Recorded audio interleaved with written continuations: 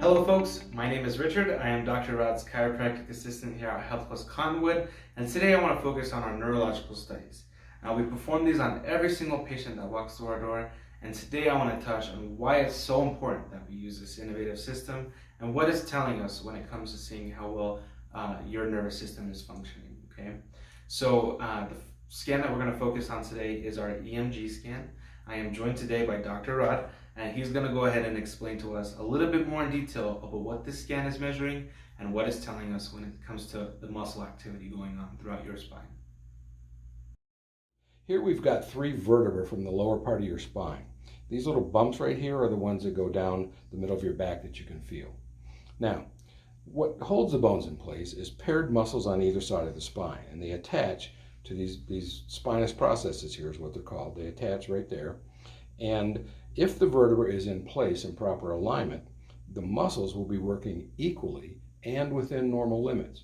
If the muscle shifts to the right, then the muscle on the left its job is to tighten up and try and pull the bone back into place, meaning that muscle is going to be working a whole lot more. The muscle on the right is hopefully going to be relaxing, trying to let it go.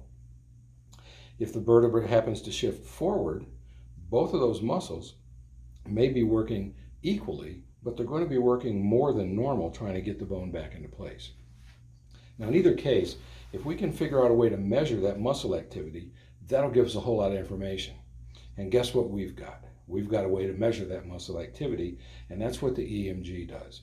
Because fortunately for us, when a muscle works, it puts off an electrical signal. The more the muscle works, the more signal it puts off. The less it works, the less signal the muscle puts off. Now, the EMG scan, with the help of the computer, allows us to measure that so that we can chart that information out on a graph, compare right side with left at all the different levels up and down the spine, and then compare the patient scan with a normal scan. So we're going to let Rich go back and take over, and we're going to show you some examples of how the EMG actually works.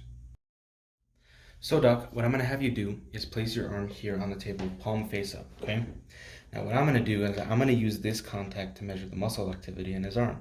Now we usually use two contacts, each measuring either side of the muscles around the spine, but for demonstration purposes, we'll just use the one today. Now when I place this on Doc's arm, you'll notice a red bar in this graph here. What we're measuring here is the muscle activity. Now since his arm is relaxed, this bar should flatline here at the bottom, just like it is. That's confirming that there is little to no tension in the muscle, letting us know that the muscle isn't under or overcompensating. Now let's see what happens when we introduce some tension in the muscle.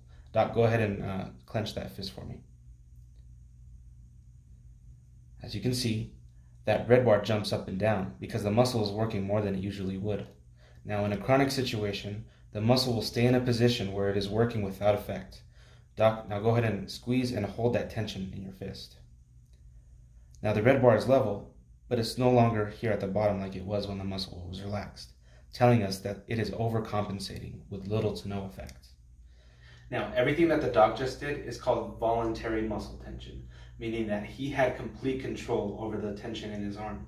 Now, when we measure the spine, we have the patient sit in a seated neutral position, eliminating any kind of voluntary muscle activity, leaving us measuring only the involuntary muscle tension going on throughout the spine.